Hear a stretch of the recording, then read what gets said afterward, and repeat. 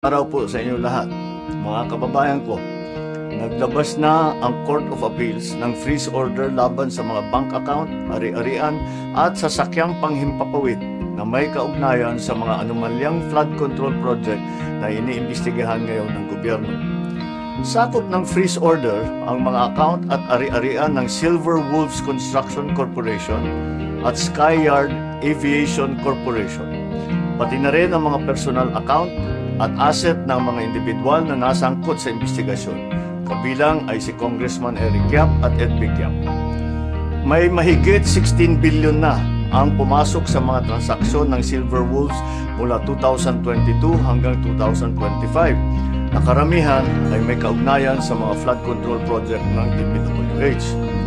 Kabuuang 280 bank account ang na-freeze, 22 insurance policy, 3 securities account at 8 sasakyang panghimpapawid, kabilang ang mga eroplano at helicopter na konektado sa Skyyard Aviation. Kailangan natin ang mga freeze order na ito para hindi maibenta ang mga ari-arian at para maibalik natin sa ating mga kababayan ang bawat pisong pinaghihinalaang tinakaw. Meron din 8 taga-DPWH sa Davao Occidental na nagpadala na ng sulat na sila ay magsusurrender sa NBI dahil sa hinaharap nilang mga kaso. Inaasahan na rin nating lalabas ang warrant of arrest na ni Sara Diskaya itong linggong ito at hindi na rin magtatagal ang pag-aresto sa kanya.